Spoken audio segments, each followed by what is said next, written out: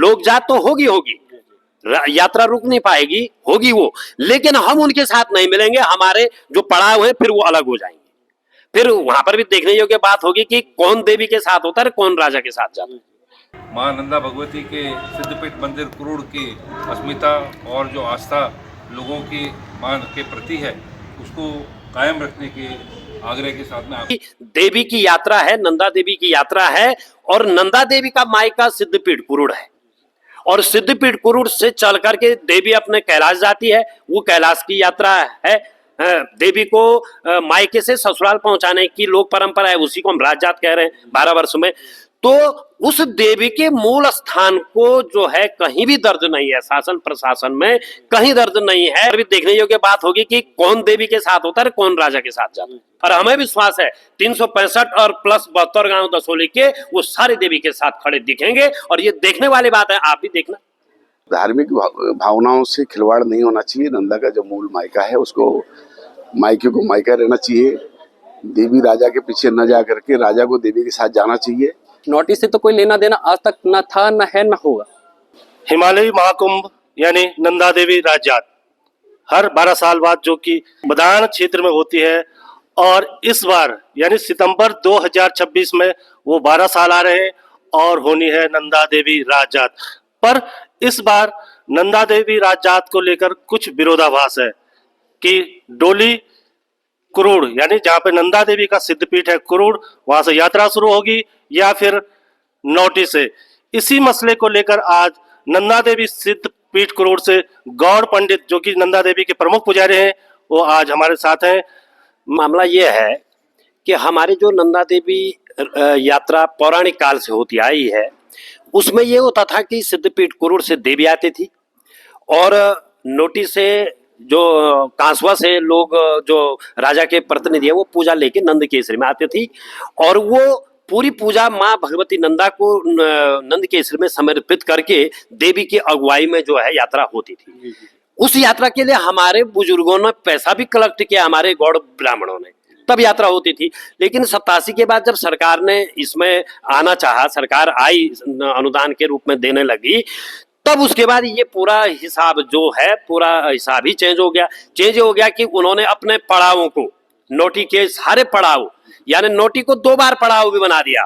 पहले नोटी आती है, फिर कांसवा, फिर नोटी चली जाती है। इस तरीके से उन्होंने अपने सारे पड़ाव तो रख दिए, लेकिन जहां से माँ भगवती नंदा देवी आती है वो सिद्धपीठ कुरुड़ से चरबंग जाती है, और वो चरबंग हमारे भूमियालों का गांव है, वो छोड़ दिया। मतकोट हमारे थोकदारों का गांव है, वो छोड़ दिया। केवल 1-2 पड़ाव को जंप कर करके हमको जो है नंद केसरी पहुंचा रखा है, ठीक है। और नंद केसरी के बाद तो राजा भी आ जाता है वहां पर, वो पड़ाव आगे के ठीक है। हमारी देवी के वापसी पड़ाव भी उन्होंने बिगाड़ दिए हैं। शासन प्रशासन में कहीं भी सिद्धपीठ कुरुड़ का नाम नहीं है। जहां भी बोला जा रहा है राजजात कहां से हो रही, नोटी से। तो हम इस शब्दों से आहत होकर के हमने कहा कि भाई देवी की यात्रा है, नंदा देवी की यात्रा है, और नंदा देवी का मायका सिद्धपीठ कुरुड़ है, और सिद्धपीठ कुरुड़ से चल करके देवी अपने कैलाश जाती है। वो कैलाश की यात्रा है। देवी को मायके से ससुराल पहुंचाने की लोक परंपरा है, उसी को हम राजजात कह रहे हैं 12 वर्ष में। तो उस देवी के मूल स्थान को जो है कहीं भी दर्ज नहीं है, शासन प्रशासन में कहीं दर्ज नहीं है। अब ये किसने किया? इन शायद जो कथाकथित समिति है उन्होंने किया हो, वही कर रहे हैं बार बार। तो हम ये कह रहे हैं कि भाई देवी के मूल स्थान के स्वरूप को, और जो लोक परंपरा पहले से चली आ रही उस अनुसार जात किया जाए। अगर ऐसा नहीं होता है तो हम फिर उनकी यात्रा में शामिल नहीं। तो यदि नोटी से राजजात शुरू होती है और कुरुड़ जो कि प्रशासन की जो पड़ाव बनाया गया, अंतिम पड़ाव कुरुड़ बनाया गया है, तो इस स्थिति में सिद्धपीठ कुरुड़ के जो पंडित हैं, गौड़ पुजारी जी, वो क्या करेंगे? देखिए सर, हम ये कह रहे हैं कि माँ भगवती का सिद्धपीठ कुरुड़ है, प्रथम पड़ाव उसको बनाया जाए, और उसके बाद अगर हम अभी हमारी इसी संदर्भ में 17 को बैठक है पूरे नंदा नगर की, और उसमें हम कुछ निर्णय लेने वाले हैं कि हम क्या कर सकते हैं, ठीक है। क्योंकि हमारी लोक जात तो होगी, यात्रा रुक नहीं पाएगी, होगी वो, लेकिन हम उनके साथ नहीं मिलेंगे। हमारे जो पड़ाव है फिर वो अलग हो जाएंगे।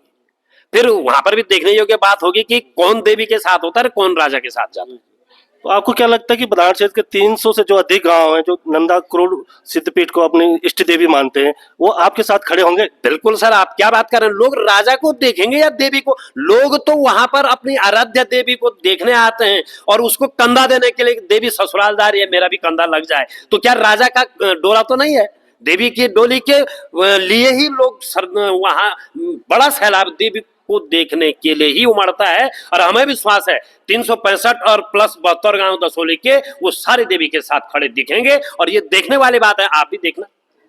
तो जो मां नंदा के भक्त हैं, जो पूरे क्षेत्र में मां नंदा के प्रति जो असीम आस्था लोगों की रहते हैं, उनसे आप क्या अपील करना चाहेंगे? उनसे अपील यह है कि आप आइए और हम बसंत पंचमी को मुहूर्त जारी कर रहे हैं सिद्धपीठ कुरुड़ में।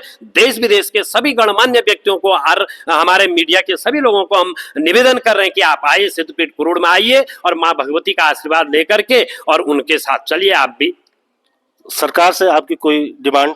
सरकार से हम तो डिमांड कर ही रहे हैं कि पहले तो लोक परंपरा के अनुसार इसको ठीक किया जाए।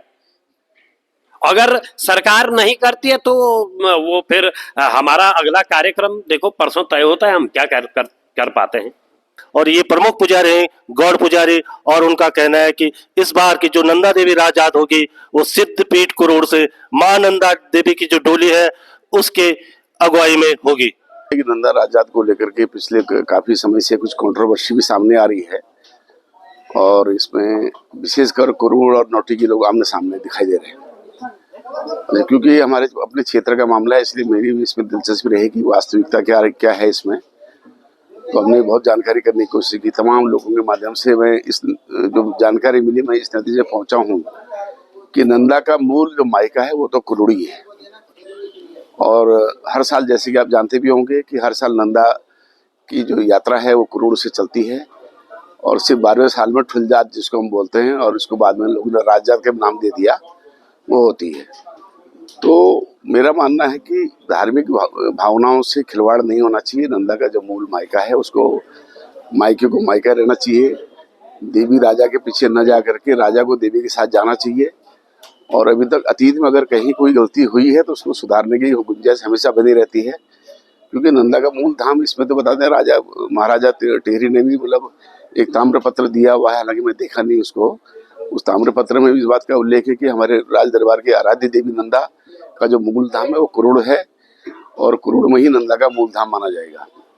इसलिए मैं तो ये सोचता हूँ कि अगर वाकई मतलब कुरुड़ ही नंदा का मूल धाम है तो नंदा राजजात या किसी भी राजजात का पर किसी भी जात का पहला पड़ाव कुरुड़ ही होना चाहिए। क्योंकि जैसे आप जानते हैं हर साल होने वाली छोटी जात तो कुरुड़ से ही शुरू होती है, तब नौटी में तो किसी भी तरह की कोई गतिविधि नहीं होती। नौटी में सिर्फ 12वें साल में जब राजजात का आयोजन किया जाता है, राजजात की बात होती है या बड़ी जात की बात होती है, तब नौटी का दावा हो जाता है। इसलिए कुरुड़ धाम को ही राजजात का पहला पड़ाव माना जाना चाहिए, क्योंकि नौटी की यात्रा जो कुरुड़ से यात्रा चलती है नंदकेसरी पहुंचते हैं 9वें-10वें पड़ाव में। तो नंदकेसरी में नौटी वाली छतौली और कुमाऊं से आने वाली कई डोलियां उसमें शामिल होती हैं, तो कुछ डोलियां वाण में शामिल होती हैं। तो इस तरह से नंदा की डोली में ही लोग सवार होते हैं। ठीक उसी तरह जैसे गंगा जी में पहले मतलब भागीरथी, उसके बाद अलकनंदा, तमाम दूसरी नदियां समाहित होकर गंगा जी का रूप लेती हैं, उसी तरह मूल जो यात्रा है वो कुरुड़ से चलने वाली नंदा यात्रा ही है।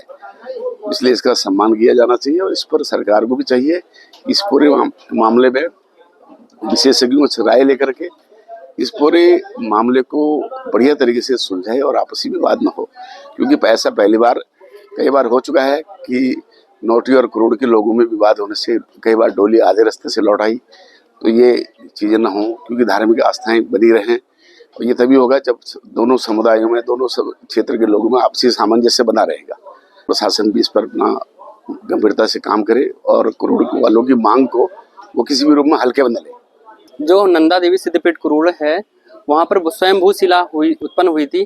2700 साल पहले गौड़ ब्राह्मण थे, उनको जब माँ का दर्शन हुआ तो तब जाकर के वो हिमालय पे गए। हिमालय पे एक कूट गांव करके एक गांव था जहाँ पर जो आज के समय में कुरुड़ कहला जाता है। लोक जात हर साल होती है, अगस्त सितंबर माह में निकलती है और नंदाष्टमी तक चलती है।